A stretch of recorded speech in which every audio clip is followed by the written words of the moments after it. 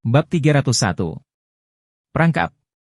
Baiklah, Lola mengangguk dan berkata, tapi kapan kita akan menyelamatkan sang putri? Apakah kamu akan menunggu sampai kita pergi? Zhao Hai menggelengkan kepalanya, tidak. Jika kita menunggu sampai kita pergi sebelum kita memohon pada sang putri, maka Raja 11 Qi akan segera berpikir bahwa kita menyelamatkan mereka. Kita hanya perlu mencari putri kedua dan ketiga dan segera menyelamatkan mereka. Kami akan memperlakukan mereka seperti yang kami lakukan pada Garthor. Maka Raja 11 Qi tidak akan mencurigai kita. Mendengar kata-kata Zhao Hai, Laura merasa itu masuk akal. Jika putri kedua dan ketiga diselamatkan segera setelah mereka pergi, akan aneh jika Raja 11 Qi tidak mencurigai mereka. Itu akan membawa banyak variabel pada mereka. Lebih baik menyelamatkan mereka sekarang. Dengan cara ini, meskipun Raja 11 Qi mencurigai mereka, dia tidak akan dapat menemukan bukti apapun. Mego memandang Zhao Hai dan berkata, Tuan Muda, apakah pertemuan Anda dengan Raja Siki berjalan lancar? Orang macam apa dia? Zhao Hai berpikir sejenak dan berkata, dia adalah orang yang sangat kuat. Jika kamu hanya melihat penampilannya, kamu akan berpikir bahwa dia adalah orc kasar tanpa skema apapun. Namun jika Anda menatap matanya, Anda akan menemukan bahwa dia adalah orang yang sangat licik. Saya pergi hari ini untuk mendiskusikan perdagangan makanan dengannya. Dengan cara ini, dia tidak akan mencurigai kita. Lola mengangguk dan tersenyum. Raja Siki pasti sangat bangga sekarang. Dia tidak akan pernah berpikir bahwa dia tidak akan bisa menunggu sampai hari di mana kita bertukar makanan dengan mereka. Zhao Hai tersenyum, pertama, kita perlu menstabilkan dia agar dia tidak menyerang kita. Jika itu terjadi, rencana kakak mungkin akan ketahuan. Setelah kami menyelamatkan kedua putri, kami akan menyelidiki dengan cermat situasi perlombaan adu banteng. Namun dari berbagai rumor yang beredar, situasi perlombaan adu banteng kurang baik. Bagaimanapun, bekerja sama dengan umat manusia adalah hal yang tabu bagi ras Beastmen. Mereka pasti akan menutupinya. Jika saya adalah patriark ras adu banteng, saya ingin umat manusia mundur dari Prairie terlebih dahulu. Mereka akan kembali ketika kesempatan yang tepat datang. Dengan cara ini, mereka akan kehilangan seorang penolong yang hebat, dan peluang kesuksesan kakak akan lebih besar. Itu benar, Lola mengangguk, jika saudara Wales bisa melakukan serangan balik secepatnya, dia pasti akan berhasil. Tidak ada yang mengira dia akan melakukan serangan balik secepat itu. Zhao Hai tersenyum dan tidak mengatakan apapun. Dia menoleh ke Laura dan yang lainnya dan berkata, bagaimana perasaan Anda setelah berinteraksi dengan klan adu banteng selama beberapa hari terakhir? Laura berpikir sejenak. Aku benar-benar tidak merasakan apapun. Saya hanya merasa bahwa mereka tidak mudah bergaul seperti tombak. Saya tidak terlalu menyukainya. Zhao Hai tersenyum dan berkata, mungkin mereka terlalu bermanfaat. Anda tidak bisa menyalahkan mereka untuk ini. Mereka sering kedatangan karavan ke sini, jadi bagaimana bisa dibandingkan dengan tombak dan yang lainnya? Lupakan saja, anggap saja itu sebagai kesepakatan biasa. Bagaimanapun, kami tidak akan berurusan lagi dengan mereka di masa depan. Lola mengangguk, dan yang lain mengalihkan perhatian mereka ke layar lagi. Melihat para orc yang sibuk, Zhao Hai tiba-tiba menghela nafas dan berkata, melihat betapa sibuknya mereka, sangat sulit membayangkan bagaimana reaksi mereka ketika perang datang. Lola dan yang lainnya tidak berbicara. Mereka belum pernah mengalami perang, jadi mereka tidak bisa membayangkan pemandangan itu. Namun, mereka telah melihat penampakan perkemahan suku sapi liar bertanduk besar setelah diserang oleh Gasol. Itu hanya sebuah kamp kecil. Jika perkemahan luar menjadi seperti itu, sulit membayangkan akan seperti apa jadinya. Zhao Hai menghela nafas. Adegan berubah menjadi konvoi. Konvoi tetap melaju tanpa ada kecelakaan. Zhao Hai mengangguk dan berkata, saya baru saja menyimpan seember adu banteng dan seember darah mengamuk, peternakan luar angkasa saya naik level lagi, dan saya memelihara 100 sapi. Oh iya, wain susu yang kita buat hampir siap ya. Bagaimana kalau kita kembali ke kastil Gunung Besi dan mencobanya? Mendengar bahwa lahan pertanian telah ditingkatkan, Laura dan yang lainnya sangat senang. Laura bahkan berkata, kakak Hai, pertaniannya sekarang berada di level 7, kan? Apa yang akan terjadi ketika saya mencapai LV10? Zhao Hai menggelengkan kepalanya. Siapa tahu? Saya tidak bisa mengatakan dengan pasti apa yang akan terjadi pada pertanian tersebut. Lupakan saja, biarkan dia. Itu hanya akan menjadi lebih baik dan lebih baik lagi. Laura tersenyum dan berkata, saya juga percaya bahwa peternakan akan menjadi lebih baik dan lebih baik lagi, sama seperti pertanian. Saya hanya tidak menyangka wain susu bisa dibuat dalam waktu sesingkat itu. Sejujurnya, pada awalnya saya masih belum terbiasa dengan rasa susu, tapi susu kami enak banget. Saya sangat ingin mencobanya sekarang. Zhao Hai mengungkapkan senyuman tipis. Sejujurnya dia juga ingin mencobanya. Dia melihat waktu dan menemukan bahwa sudah waktunya makan siang. Oleh karena itu, dia memimpin Laura dan yang lainnya kembali ke benteng Gunung Besi, meninggalkan lokasi perkemahan kepada Chayar. Jika seseorang datang, dia tinggal meneleponnya. Ketika mereka kembali ke Kastil Iron Mountain, mereka baru saja selesai makan siang. Biasanya makan siang di Kastil Iron Mountain sangat sederhana. Karena ada sesuatu yang harus mereka lakukan di sore hari. Mereka hanya makan siang sederhana. Setelah itu mereka istirahat dan melanjutkan pekerjaan pada sore harinya. Kembalinya kelompok Zhao Hai yang tiba-tiba mengejutkan Green dan yang lainnya. Zhao Hai dan yang lainnya biasanya tidak kembali untuk makan siang. Untunglah Green dan yang lainnya sudah menyiapkan makan siang yang banyak, jadi mereka tidak perlu menyiapkannya. Saat makan siang, Zhao Hai bertanya kepada Green tentang anggur susu. Green meminta seseorang membawakan pot untuk Zhao Hai dan menuangkan segelas untuk dicoba semua orang. Rasanya sangat enak dan lembut, jauh lebih harum dibandingkan wain susu yang dibuat oleh suku Orc menggunakan susu kambing. Setelah distilasi, kandungan alkohol dalam wain susu ini jauh lebih tinggi.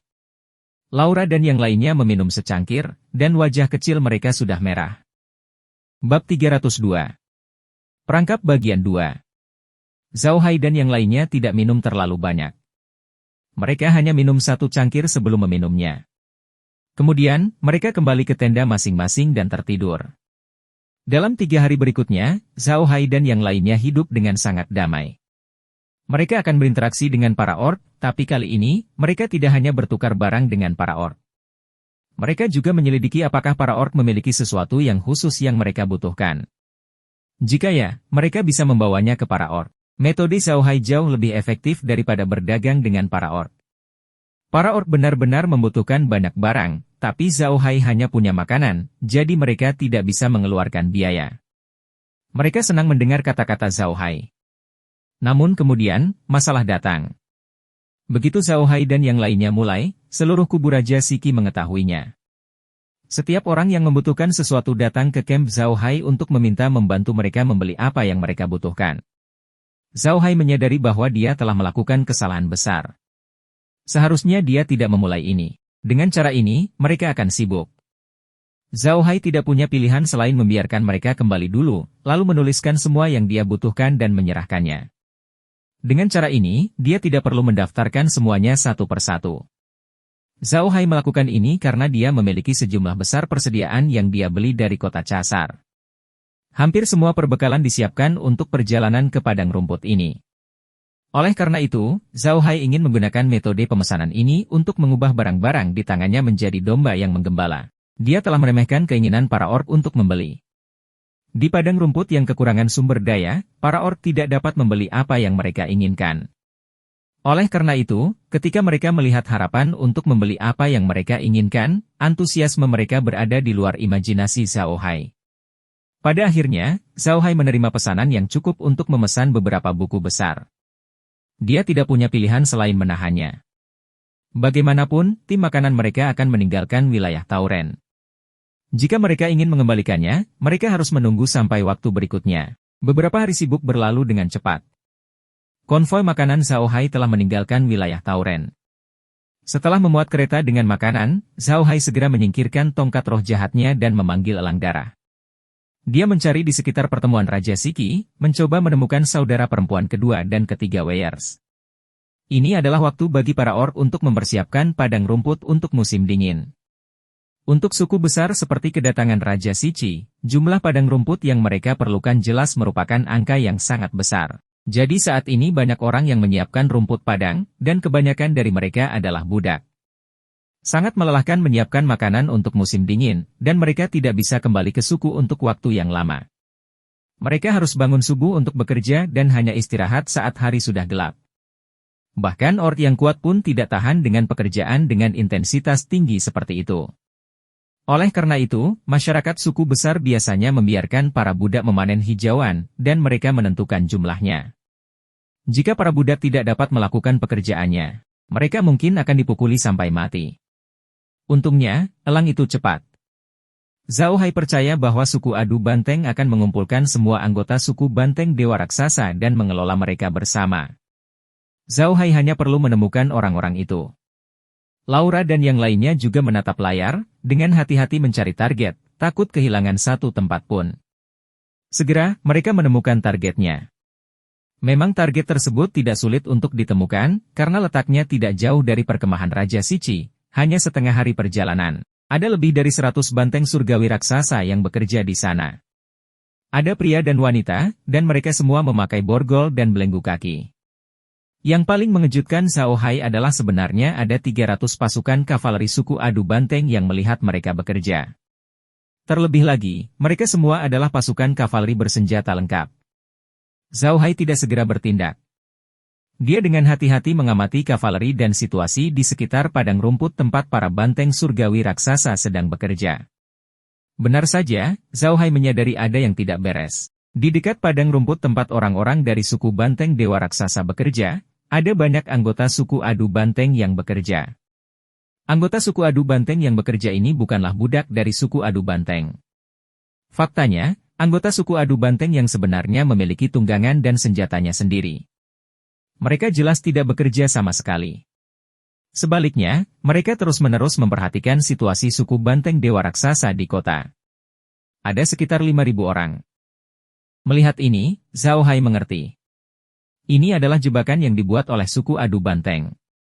Mereka ingin menggunakan putri kedua dan ketiga sebagai umpan. Ketika suku sapi Dewa Raksasa datang untuk menyelamatkan mereka, mereka akan tiba-tiba menyerang dan membuat suku sapi Dewa Raksasa itu lengah. Melihat ini, wajah Zhao Hai menjadi gelap. Laura dan yang lainnya juga diam. Setelah beberapa lama, Matt berteriak, terlalu tidak tahu malu, terlalu tidak tahu malu. Jika bukan karena suku sapi Dewa Raksasa, mereka tidak akan berada di tempat seperti sekarang ini. Tapi lihat apa yang dia lakukan. Dia benar-benar membuat jebakan untuk suku sapi Dewa Raksasa. Terlalu tidak tahu malu. Meger jarang memarahi orang, tapi hari ini dia sangat marah hingga mengumpat. Terlihat jelas betapa marahnya dia. Zhao Hai dan Laura juga sangat marah. Mereka benar-benar tidak mengira Raja Sici tidak akan tahu malu sampai sejauh ini. Zhao Hai bisa menebak apa yang dia pikirkan.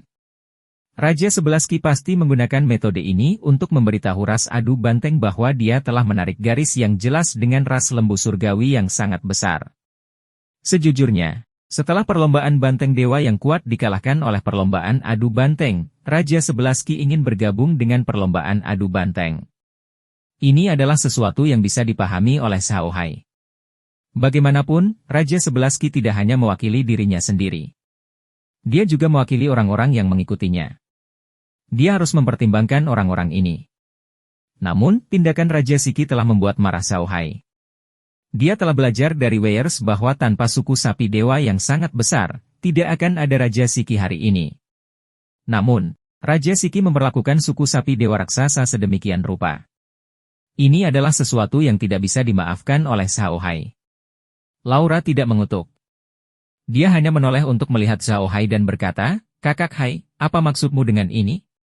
Laura tahu bahwa Zhao Hai bukanlah seseorang yang akan tinggal diam setelah menderita kerugian, jadi dia menanyakan pertanyaan ini. Zhao Hai tersenyum.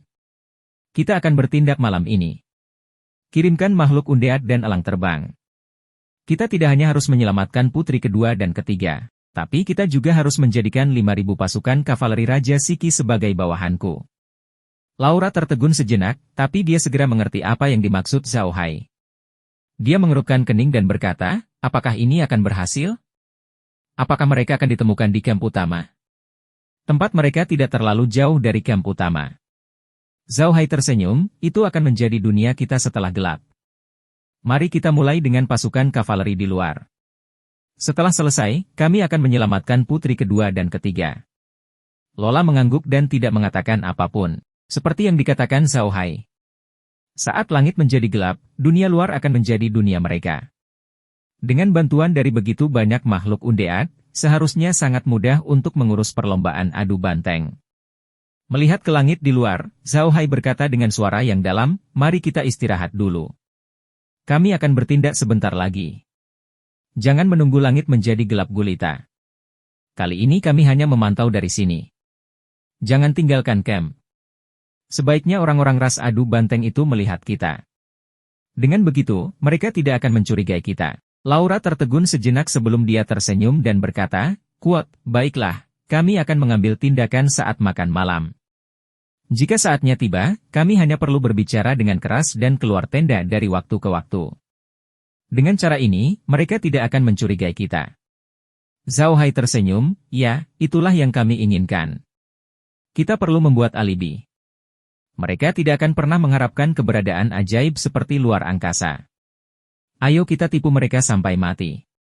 Saya akan memberikan staf roh jahat kepada Fei Ying. Kami akan meracuni mereka terlebih dahulu dan kemudian mengambil tindakan." Laura dan yang lainnya tentu saja tidak keberatan. Semua orang menantikan langit mulai gelap. Bab 303. Racun. Langit berjangka angsur menjadi gelap. Saat mereka menyiapkan rumput padang untuk musim dingin, waktu makan di camp sedikit lebih lambat dari sebelumnya. Saat hari hampir gelap, semburan asap mengepul dari dapur. Zhao Hai melihat para orc sudah mulai memasak. Dia tidak bisa menahan senyum. "Mari kita mulai juga." Lola mengangguk. Seperti biasa, mereka menyiapkan makan malam di camp. Zhao Hai tidak mengikuti mereka. Dia menggunakan perangkat pengawasan dimensi untuk mengamati pasukan pengawas suku adu banteng yang sedang menyatukan padang rumput suku banteng raksasa. Pasukan kavaleri juga sedang memasak, dan sepertinya makanan api mereka cukup enak. Ada daging kambing di dalam panci, dan banyak dari mereka mengeluarkan kantong berisi anggur susu. Zhao Hai tersenyum ketika melihat masalah. Ini adalah waktu yang tepat untuk meracuni mereka. Dia awalnya berencana membiarkan Hawk meracuni mereka dari udara, tapi dia menyadari bahwa itu terlalu tidak realistis. Hawks bukanlah pesawat terbang. Sama halnya dengan pesawat terbang yang tidak dapat menjamin tingkat keberhasilan 100% saat menjatuhkan bom. Bahkan lebih mustahil lagi membiarkan Hawk meracuni mereka di tengah hujan. Karena dia tidak bisa menggunakan elang untuk meracuni mereka, dia hanya bisa menggunakan metode lain. Zhao Hai memikirkan senjata pembunuh lain di sela-selanya, nyamuk pemakan darah roh. Sejak nyamuk pemakan darah roh memasuki medium, Zhao Hai tidak menggunakannya. Kali ini, dia punya kesempatan. Namun, Zhao Hai tidak ingin mereka menggigit, tetapi meracuni mereka. Nyamuk darah pemakan roh ini tidaklah kecil. 1 atau 2 dari mereka bisa menuduh camp suku adu banteng. Jika terlalu banyak dari mereka yang pergi, mereka pasti akan ketahuan. Oleh karena itu, Zhao Hai hanya mengirim 5 nyamuk darah pemakan roh ke camp pertama. Nyamuk darah pemakan roh telah dimodifikasi oleh alam, jadi mereka tidak takut dengan pestisida yang ada di alam. Zhao Hai menyuruh mereka masing-masing menyedot perut penuh racun, lalu menuntut ke camp suku adu banteng dan membuang racun ke dalam panci memasak daging. Zhao Hai baru mengetahui tentang kemampuan ini setelah bertanya kepada Xiao Wen.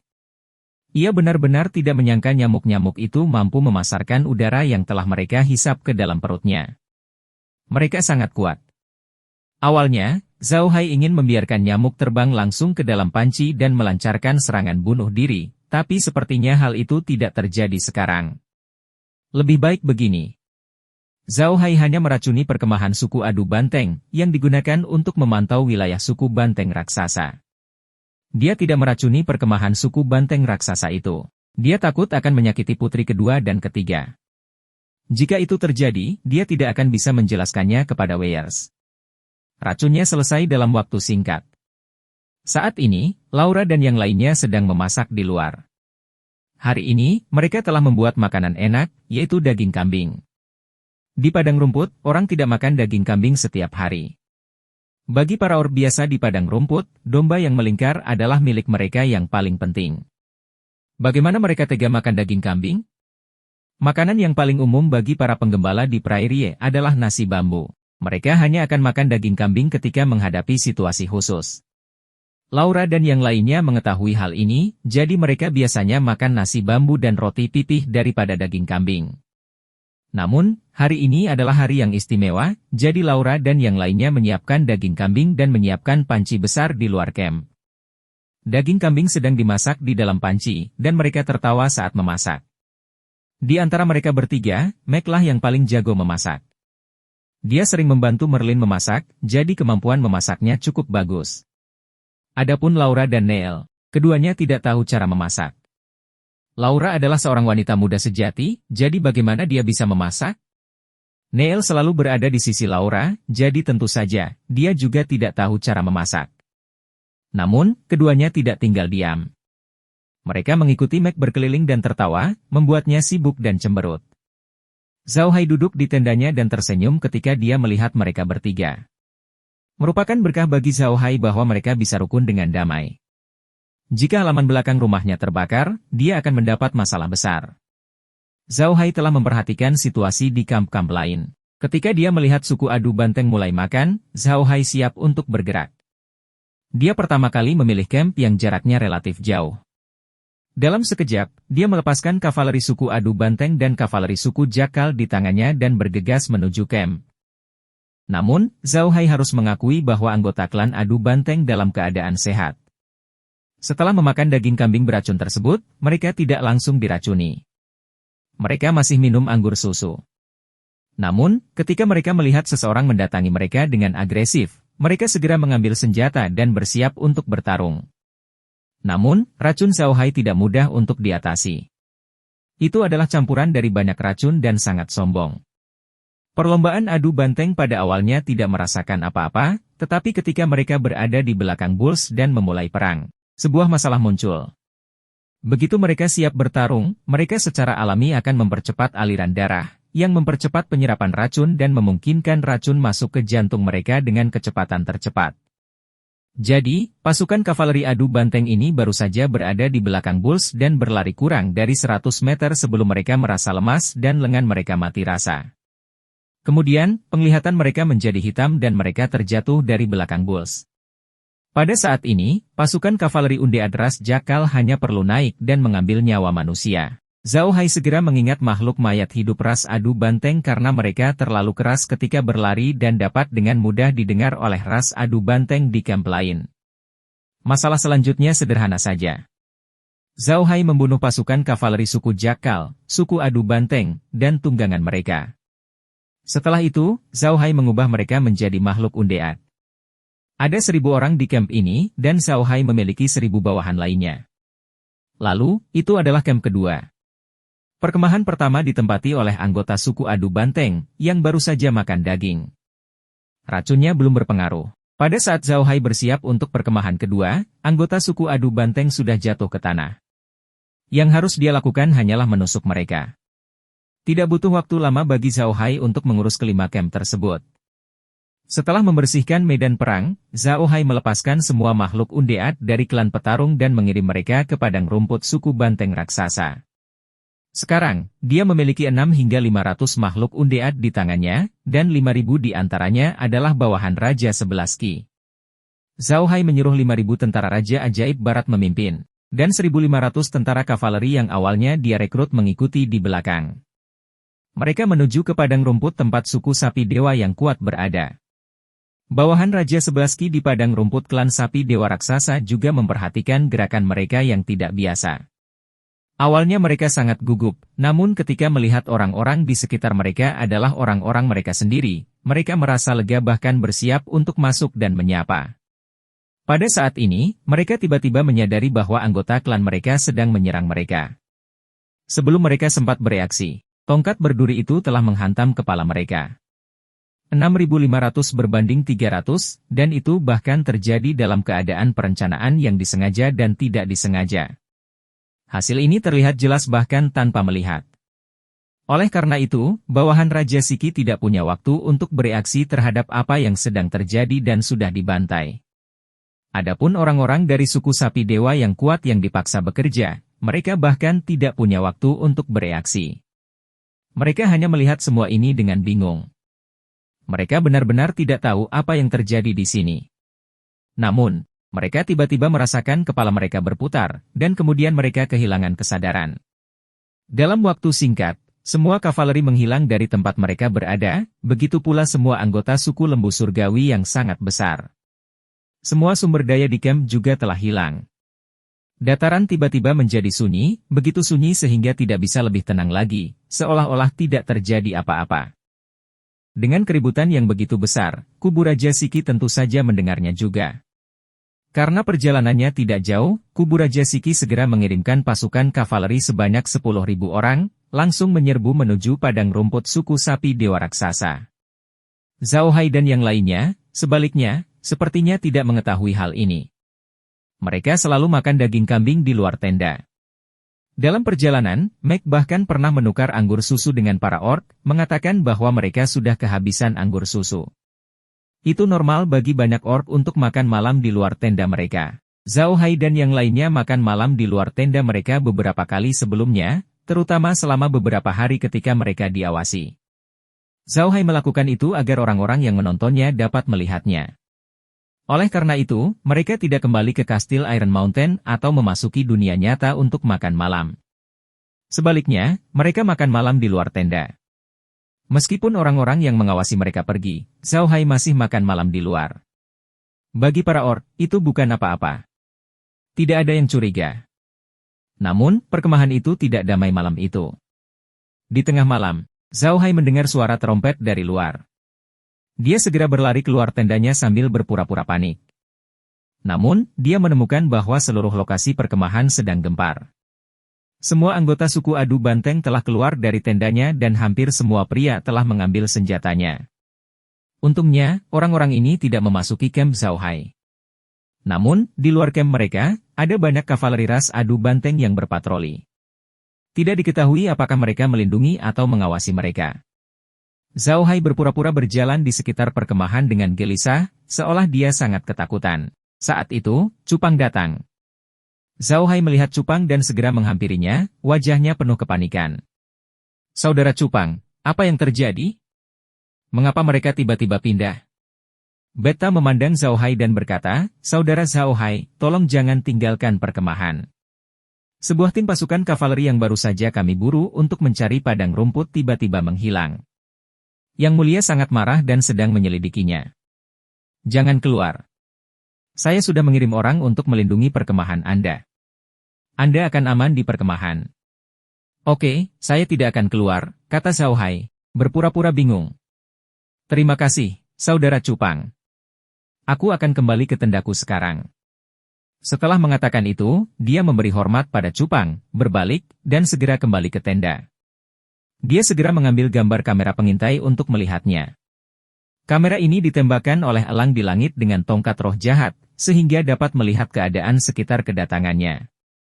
Saat ini, kelompok petarung pria terbaik tahun ini telah mengambil senjata mereka, menaiki tunggangannya, dan berlari menuju lokasi pertemuan seolah-olah akan terjadi pertempuran besar.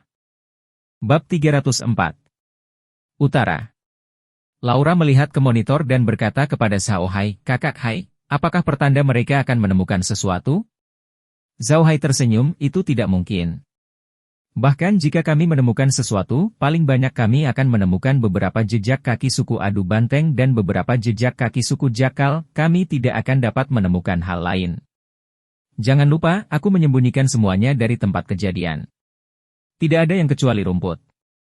Lola mengangguk dan berkata sambil tersenyum, menurutmu apa yang akan mereka lakukan jika melihat ini? Munculnya bekas kuku dan cakar secara tiba-tiba serta hilangnya lebih dari 5.000 pasukan cadangan secara tiba-tiba, bagaimana menurut mereka? Zhao Hai tersenyum, itu sulit untuk dikatakan, lihat mereka. Mereka mungkin sedang mencari petunjuk, kami tidak perlu melakukan apapun untuk saat ini. Kami hanya harus tinggal di tenda. Tindakan Zhao Hai kali ini terlalu mendadak, Raja 11 Ki dan yang lainnya tidak menduganya sama sekali. Kita harus tahu bahwa ladang tempat klan sapi Dewa Raksasa bekerja hanya setengah hari perjalanan dari kedatangan Raja 11 Ki, dan ini berdasarkan kecepatan rata-rata. Jika mereka adalah kuda yang cepat, mereka hanya membutuhkan waktu lebih dari 1 jam untuk mencapainya. Ada 5.000 pasukan menjamin suku adu banteng yang mengelilingi padang rumput.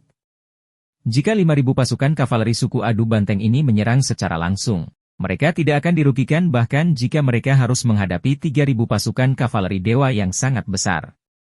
Raja Siki yakin bahwa dengan kekuatan seperti itu, bahkan jika pasukan kavaleri harimau atau singa terkuat menyerang mereka, mereka akan mampu bertahan selama 1 jam dengan kurang dari 5.000 manusia. Itu sudah cukup untuk membuat bala bantuan mereka tiba. Mustahil mengirimkan beberapa ribu pasukan berjaga untuk mencapai kedatangan Raja Siki hanya dalam waktu setengah hari, jadi dia percaya bahwa anggota suku lembu dewa raksasa itu tidak akan bisa melarikan diri. Namun, dia tidak pernah mengira Zhao Hai akan ada di dunia ini. Dia telah menggunakan ceat seperti cincin spasial untuk menghancurkan 5.000 pasukan panggilannya tanpa suara. Itu karena dia tidak tahu bahwa Zhao Hai memiliki kemampuan sedemikian rupa sehingga Raja Sebelasky terkejut. Dia tidak tahu siapa yang mengajaknya, hilangnya 5.000 pasukan pemeriksaan itu terlalu aneh. Tidak ada jejak yang tersisa di tempat kejadian. Selain darah, tidak ada yang menarik untuk dilihat. Tidak ada jejak yang sama sekali. Kecuali di beberapa camp, tidak ada jejak siapapun yang menginjak padang rumput lainnya. Orang-orang yang menyerang camp mereka seperti tentara dan jenderal surgawi. Mereka tiba-tiba turun dari luar angkasa dan meratakan kemahnya, lalu mengemas sampah dan terbang menjauh. Tidak ada petunjuk sama sekali, yang membuat semua orang di wilayah Raja Sebelasky pusing.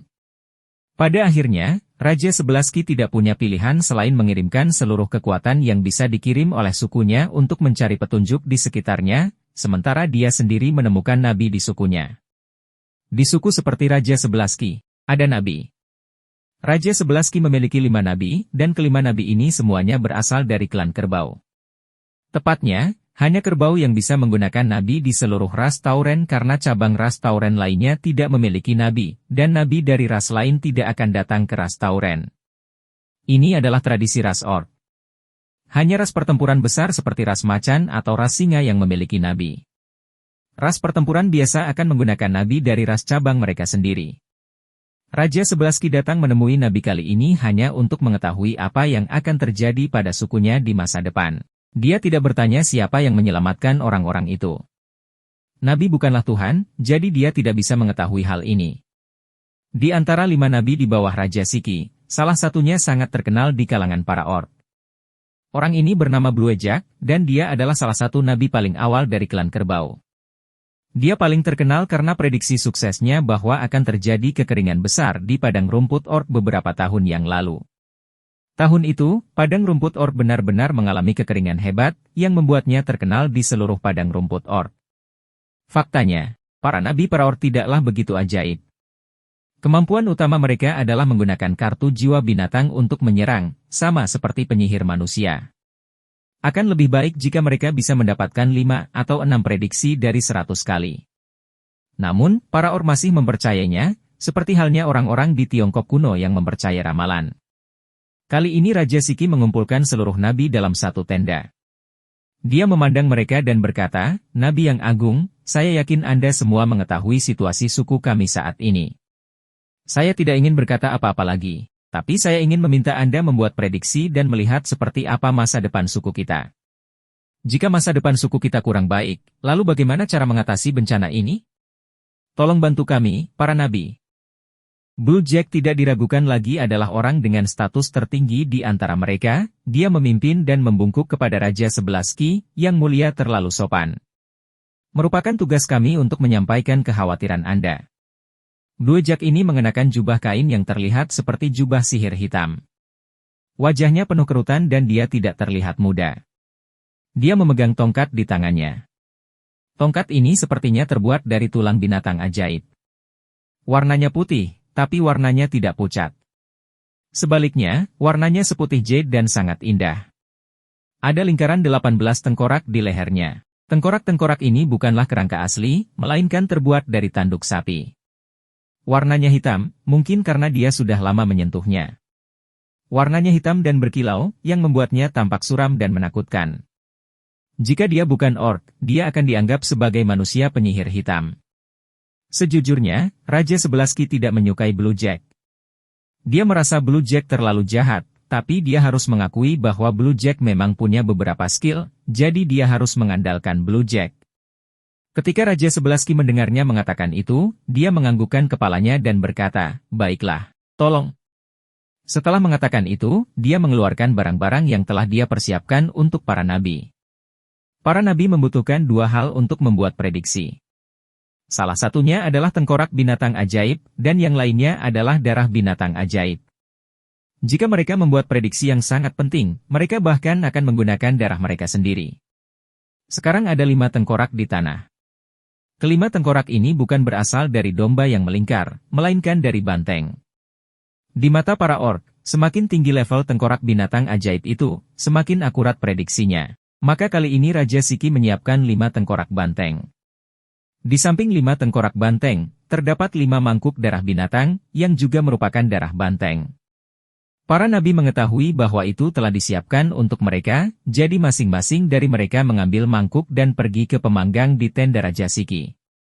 Mereka menaruh tengkorak-tengkorak itu ke dalam anglo, memejamkan mata, dan mulai melantunkan mantra. Mantra-mantra ini adalah bahasa yang hanya bisa dipelajari oleh nabi.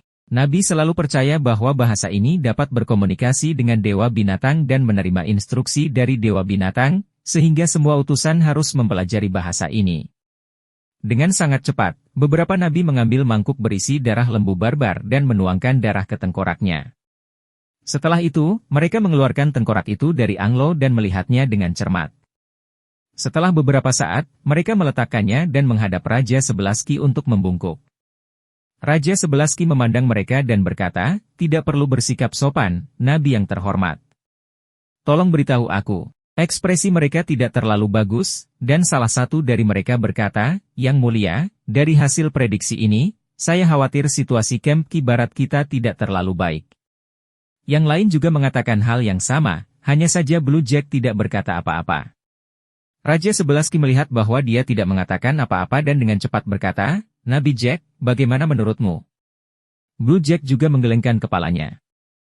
"Itu tidak baik. Camp keajaiban barat kita akan menghadapi bencana besar. Namun, ada cara untuk mengatasinya." Ekspresi Raja Sebelaski berubah ketika dia mendengar Blue Jack berkata bahwa dia akan menghadapi bencana besar. Dia dengan cepat berkata, "Nabi Jack, tolong bicara." Blue Jack berkata, "Dari hasil prediksi tersebut, jika kita ingin selamat dari musibah ini, hanya ada satu cara. Dari kondisi tengkoraknya berarti utara aman. Tapi saya tidak tahu persis apa maksudnya. Mungkin untuk mencari perlindungan di utara, atau mungkin ada bantuan dari bangsawan di utara." Raja Siki mengerutkan kening dan memandang para nabi lainnya. Yang lain tidak berkata apa-apa, namun alis Raja Siki semakin berkerut. Dia tidak mengerti apa yang dimaksud Korea Utara. Wilayah utara terlalu besar, tetapi mustahil bagi mereka untuk berlindung di sana. Sebuah kamp yang menampung lebih dari 100.000 orang tidaklah mudah didapat. Saat itu hampir musim dingin, jadi mereka tidak bisa pergi. Namun, bisa dimaklumi jika ada bangsawan di utara karena suku Adu Banteng ada di utara. Apakah itu berarti mereka harus bergabung dengan suku Adu Banteng? Faktanya, perkataan Blue Jack persis seperti yang diinginkan Raja Sebelaski. Dia sudah lama ingin bergantung pada klan Adu Banteng, jadi dia telah membuat banyak gerakan. Dia telah menurunkan 2 putri dari klan Banteng Raksasa menjadi budak dan bahkan memasang jebakan untuk menghadapi orang-orang dari klan Banteng Raksasa. Semua ini untuk menunjukkan bahwa dia ingin mengandalkan kepala keluarga dari klan Adu Banteng. Namun, dia telah lama berselisih dengan kepala suku Adu Banteng.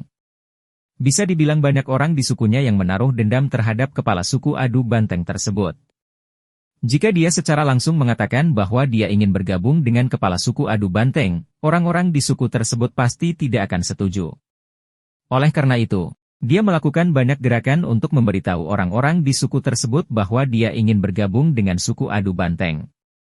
Namun, dia tidak bisa mengatakan ini dengan lantang karena dia tidak punya alasan untuk bersikap kurang ajar. Kini, prediksi Blue Jack memberinya alasan yang sangat bagus.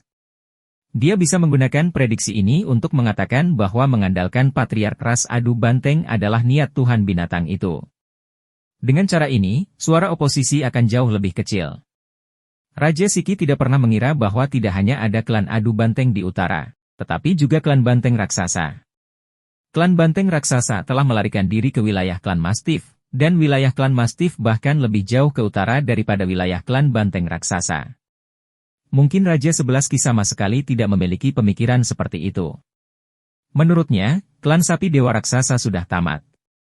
Tidak mungkin mereka bangkit kembali. Klan tanpa harapan sama sekali tidak masuk dalam pertimbangannya sama sekali. Bab 305. Berita dan pedagang. Tentu saja, Zhao Hai tidak memperhatikan apa yang terjadi di tenda Raja Siqi. Jika dia melihat ini, dia akan sangat terkejut dengan kemampuan Nabi Orc. Para Nabi Biasman ini sebenarnya tidak mampu meramalkan bahwa wilayah utara akan aman. Zhao Hai tidak mengerti apa maksudnya. Mereka ingin Raja Siqi mendukung Weiers dan mengambil kembali wilayah suku sapi dewa raksasa. Dengan cara ini, Raja Siqi tidak akan menjadi sasaran, dan dia akan aman. Namun sayangnya, Raja Sebelaski dan Zhao Hai memikirkan hal yang sangat berbeda. Saat ini, pikiran dipenuhi dengan pemikiran untuk mencari perlindungan dengan Patriark Ras Banteng Aduan. Bagaimana dia bisa berpikir untuk membantu ras sapi dewa yang kuat? Yang diperhatikan Zhao Hai sekarang adalah apa yang dilakukan suku Adu Banteng setelah meninggalkan camp. Para penunggang kuda dari suku Adu Banteng ini memegang obor di tangan mereka. Mereka melakukan penggeledahan karpet di sekitar tempat Raja Siqi. Tentu saja, pada akhirnya mereka tidak menemukan apapun. Malam itu kacau balau, dan baru subuh tim pencari kembali ke camp. Tentu saja, mereka tidak menemukan apapun, yang menyebabkan suasana seluruh camp menjadi tegang. Tentu saja, Zhao Hai dan yang lainnya tetap tinggal di perkemahan dengan patuh. Para orc sepertinya sudah melupakan mereka. Bukan karena para orc meremehkan mereka. Hanya saja Zhao Hai dan yang lainnya tampaknya tidak kuat, jadi mereka secara alami diabaikan. Brook memang memeriksa Zhao Hai dan yang lainnya, tapi dia berhenti setelah beberapa saat. Saat kejadian itu terjadi, Zhao Hai dan yang lainnya sedang makan di perkemahan. Banyak orc yang melihatnya, jadi mustahil mereka melakukannya. 2 hari berikutnya, suasana di camp tidak hanya mencekam, tapi juga sedih. Mereka telah kehilangan lebih dari 5.000 pemuda. Semua ras Adu Banteng ini memiliki keluarga. Banyak dari mereka tinggal di sebelah camp Zhao Hai.